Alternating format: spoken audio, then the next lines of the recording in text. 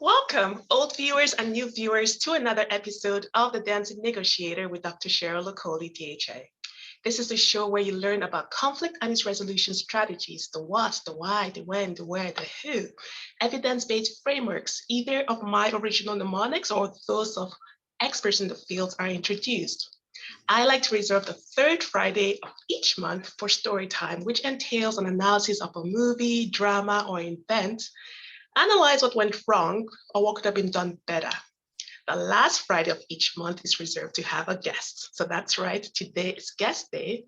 And basically this guest might be an expert in conflict resolution or has something salient as it pertains to the theme of that month.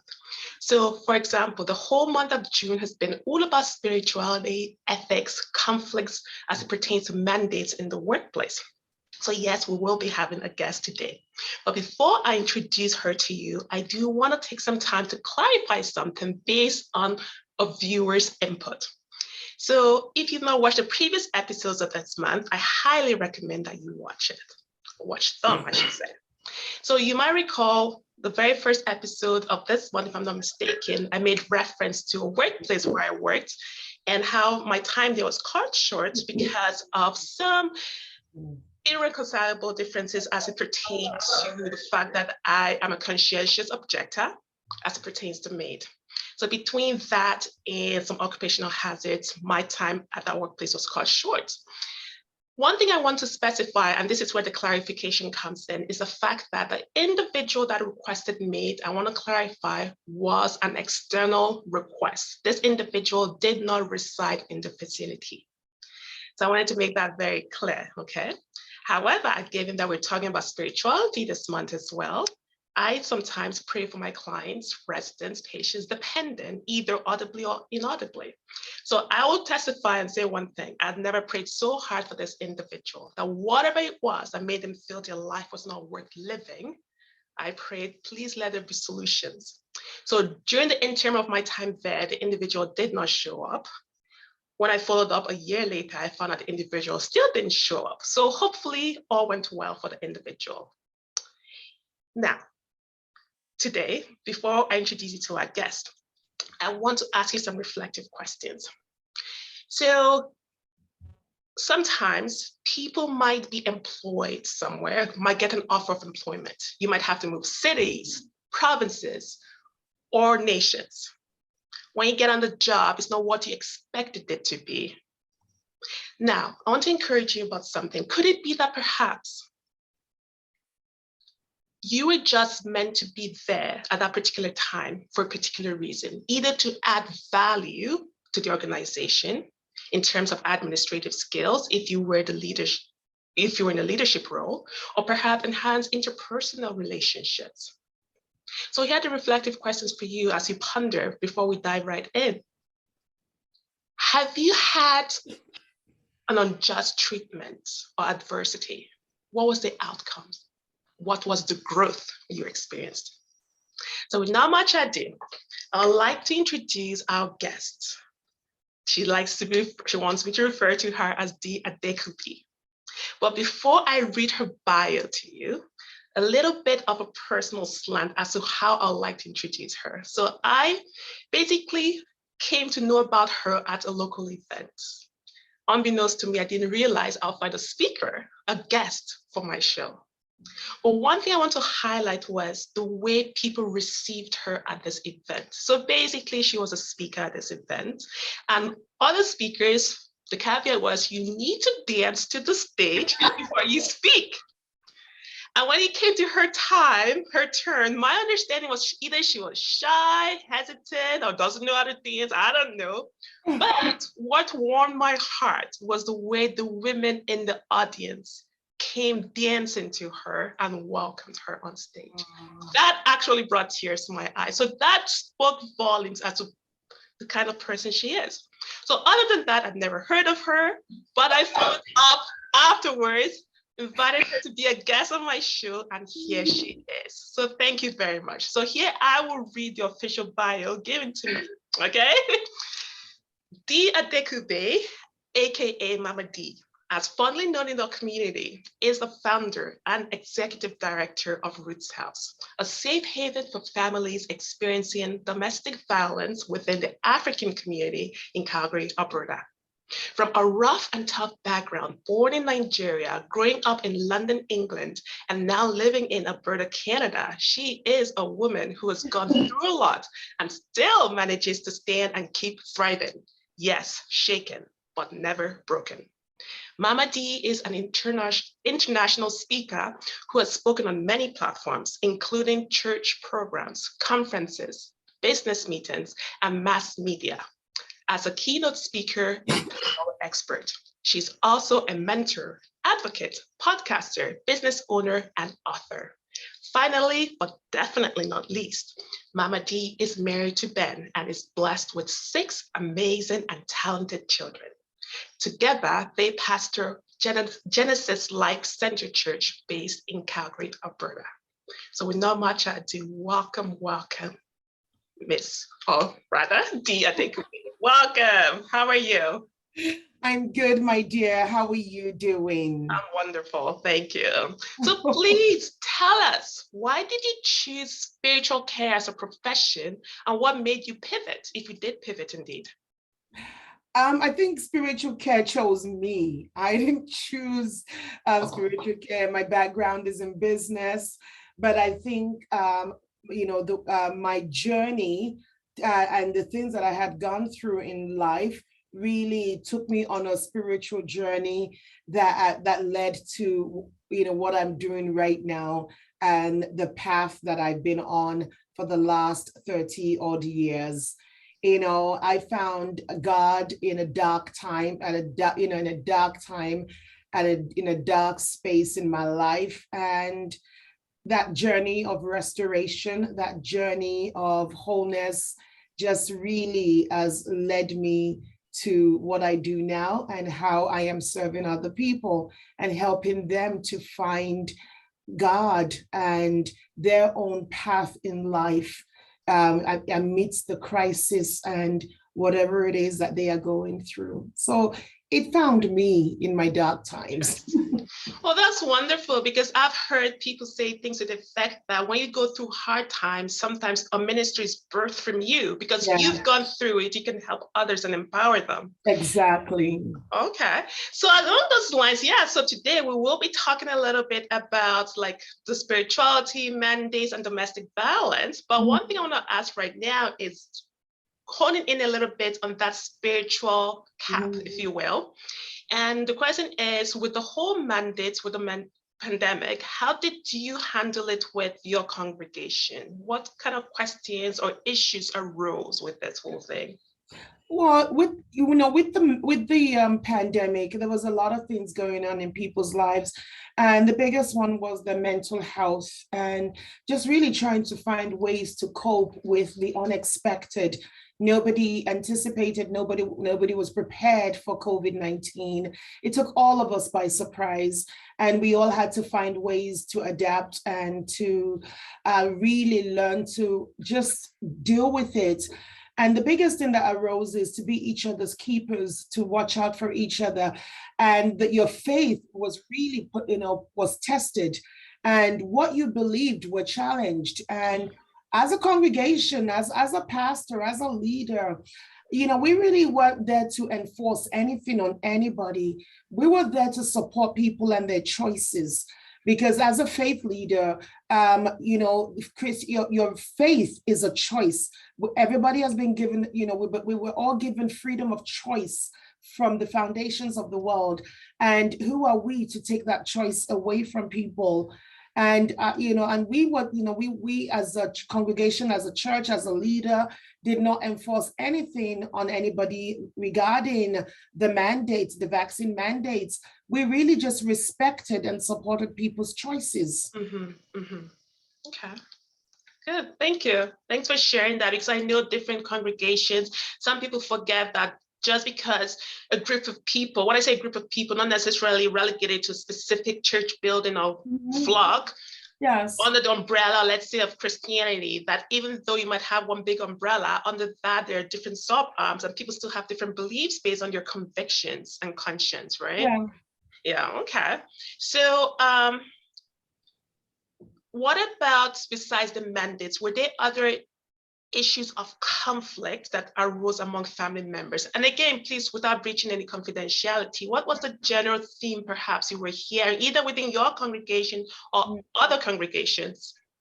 I think the biggest thing was how these, the mask and the vaccine and all these mandates, all of these laws that were being implemented, just how it really divided families and caused conflicts and divisions in homes. I mean, we experienced families not able to spend time together because one person was an advocate for the vaccine and the other one wasn't.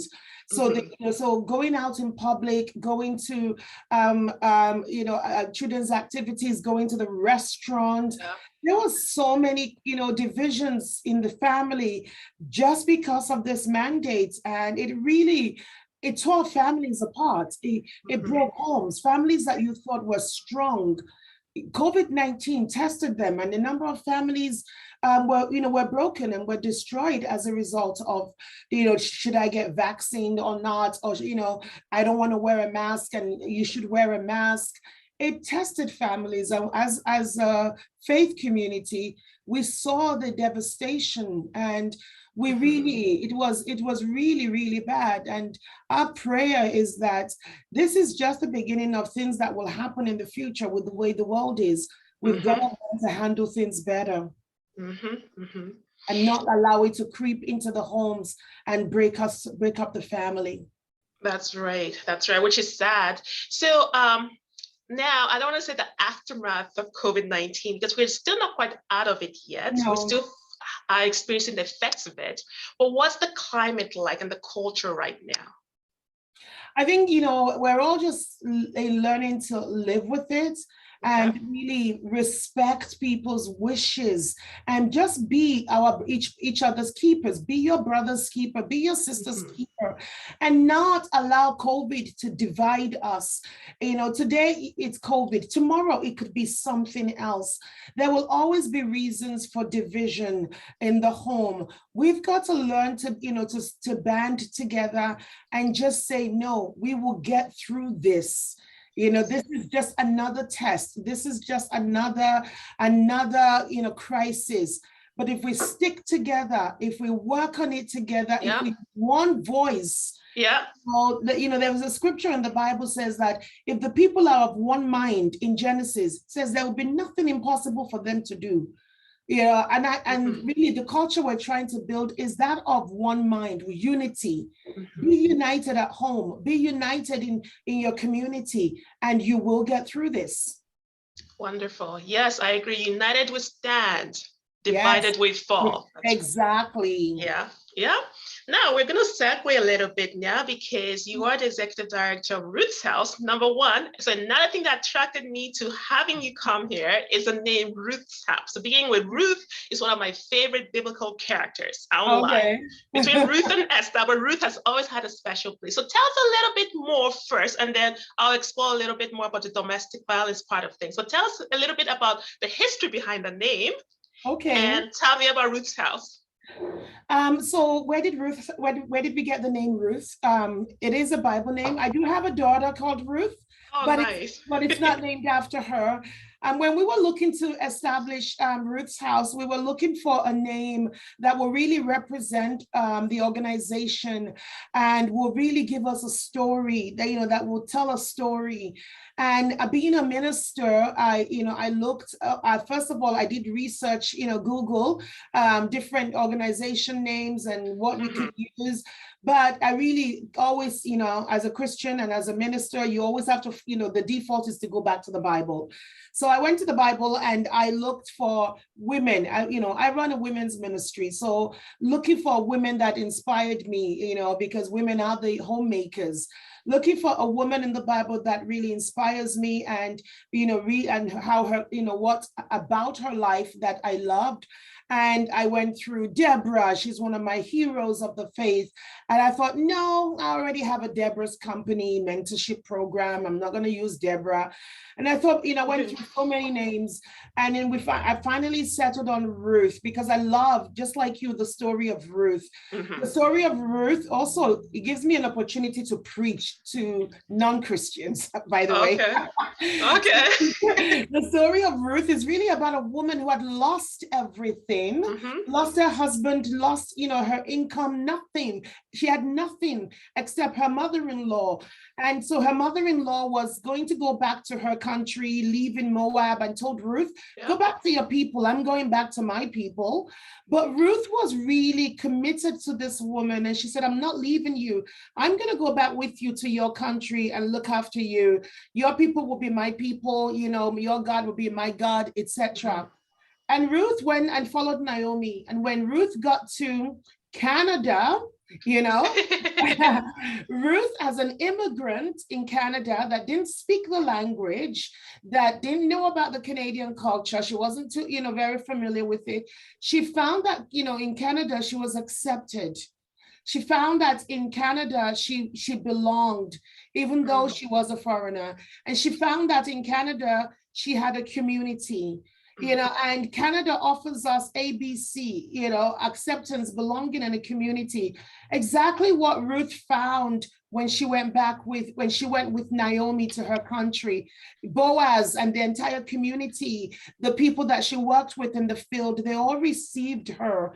And this is really what Canada is and what our organization is about. Helping people. Ruth found a safe haven in Bethlehem with Naomi and Boaz. Ruth's house is a safe haven for anyone that is an immigrant, that is looking for acceptance, belonging, and community in your time of crisis. When you have nothing, when you have no one, we're there to support you and to let you know that you are not alone. That is a wonderful, innovative service. Yes, I never knew it existed again. So that's really amazing. Great job for the work and your team are doing. Thank you. Thank you. So it's from a little bit I know, so it does cater as well to individuals, women specifically, who have been recipients of domestic violence. So let us start first. In your own words, what is domestic violence? Just so people are clear that we're using the same label and definition. For sure. Domestic violence is anyone, whether male or male or female, that is using power and control and manipulation against somebody else. That's really what and it's in a intimate, in a family environment, because the word domestic. It could be between couples, it could be between parents and their child. It could be anyone within the family that is being controlled and manipulated, and and has lost, or been stripped of their own will and power to control their own life, to live their own life. So it could be physical abuse, using violence against somebody. It could be financial, when you strip somebody of their financial power and you control them and manipulate them financially. It could be emotional, sexual. It could be spiritual, even stripping somebody of their faith, not allowing them to go to church or to the mosque. Anything that strips somebody, an individual, of their self-power and will is abuse. And that is what Ruth's house is working against, trying to educate people on what domestic abuse looks like. It could be emotional, mental, physical, sexual, spiritual, economic, financial, any form of abuse. And it starts from a place of coercive control, controlling somebody. Yes. Yeah, so I did hear that the incidences of domestic violence actually skyrocketed with the pandemic. So help us understand how domestic violence can affect an individual's interactions or productivity at work. So that's one question, and then I have another question after that. Yes, definitely, there, the statistic says 1 in 3 workers have experienced domestic violence, and for them, the violence follows them to work. If no matter what we do, where we work, what our lives are outside the home, whatever happens in the home carries with you into the workplace. If you are happy at home, you're going to be happy at work. If you are miserable at home, you're going to be miserable at work, because you are one person, and when, victims who are going through domestic abuse, well, no matter how much they try to cover it with makeup, with, excessive living and, personality, what is hidden will eventually come out. And so, it really, affects their work performance. That, the statistic says that 80% of people who experience domestic violence report that their work performance was negatively impacted. There is no way you are suffering at home that it will not have a negative impact on your work. Yes, that is true, and that is unfortunate. So let's say, what are some of the signs to look for that might be telltale signs that your colleague, for instance, might be a recipient of domestic violence? What are some telltale signs? The first thing you can look up is just really look at that person's personality. Let's really examine, was that person, extrovert, and then all of a sudden they're becoming introvert? You want to find out why. Was that person introvert and now they're becoming extrovert? If there is a shift in personality, a change in personality, something is going on. If there is a change in their work performance, someone that was a high-level achiever, all of a sudden, maybe if it could be drastically or even over time, their performance just really it begins to go down. You want to start asking questions as to, first of all, let's look at the work environment. Is there something in the work environment that is contributing to this? If you can eliminate the work environment, if it's not, the conditions at work, then the other place you need to look to is the home. Yeah. So there are really two, so you begin to think, okay, what's going on? Maybe you need to speak to somebody in our HR department, talk to one of the, workplace counselors about what's going on at home, because everything is okay in the workplace. Your colleague says there's no problems, your managers, everybody, but your output is really not what we have, what it used to be. And also you're coming to work late. You are showing signs of weight loss or excessive eating.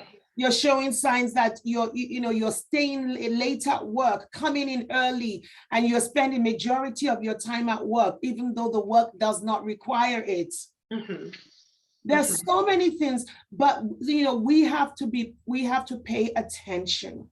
Because there are always signs that something is wrong in somebody's life if we pay attention. That's right. I agree 100%. And the sad thing too is that nowadays people are a little bit cautious too, because one asks or is a little bit worried of not overcrossing boundaries when it comes to talking about domestic issues or issues related to outside of work. So I find that sometimes, depending on the organization one works in, the organization culture and climate, some people are more apt to be intuitive and ask the right questions. Or some are like, oh, okay, I'm not going to touch that.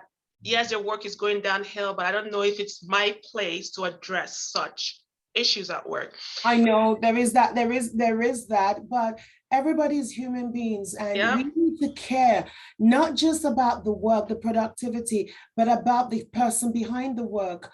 I think organizations are realizing now that they need to invest in the well-beings of their employees.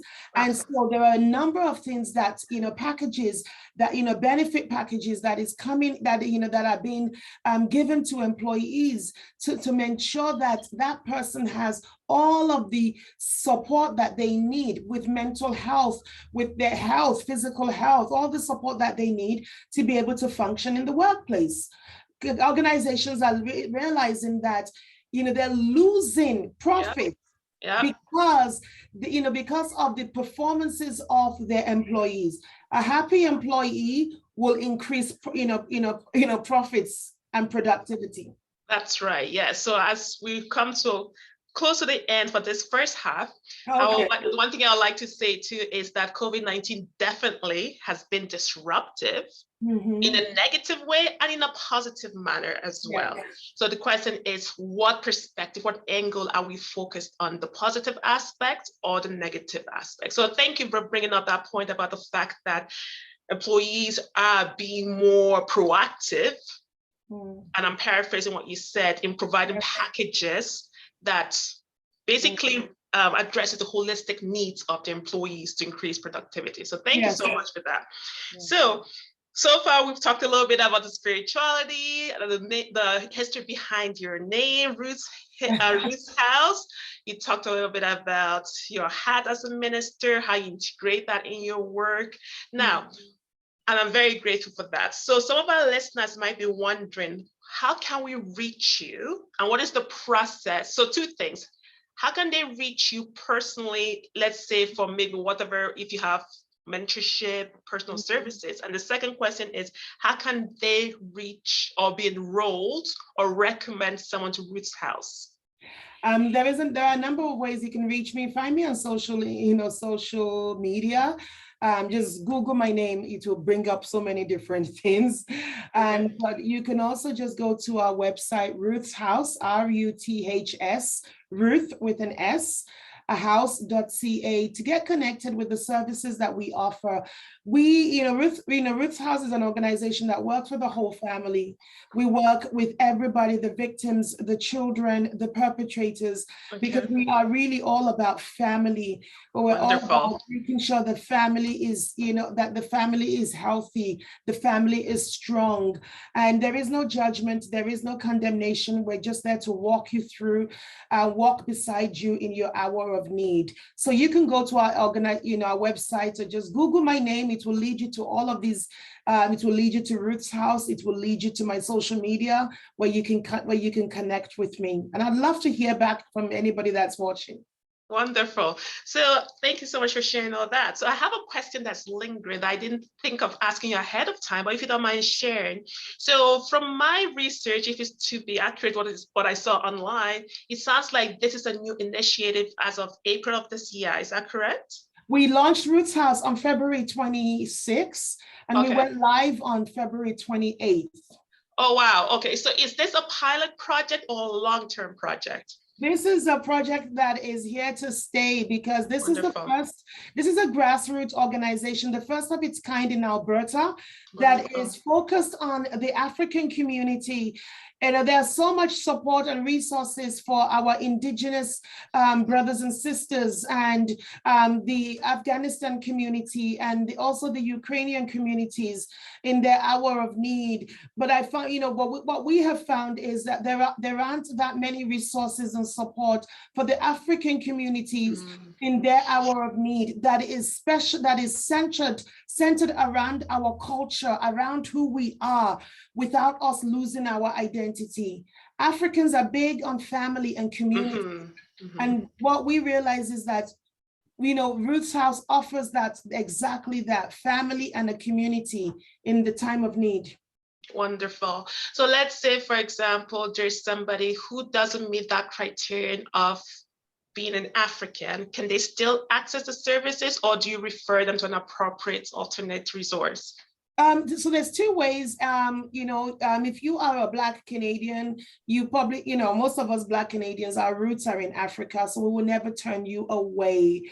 If you are also connected to the African community, you could be a Caucasian that is married to an African man or an African woman. You are African because we've married you. If you've adopted an African child, or you were adopted by an African parent, and you are of a different ethnicity, you are a part of our family.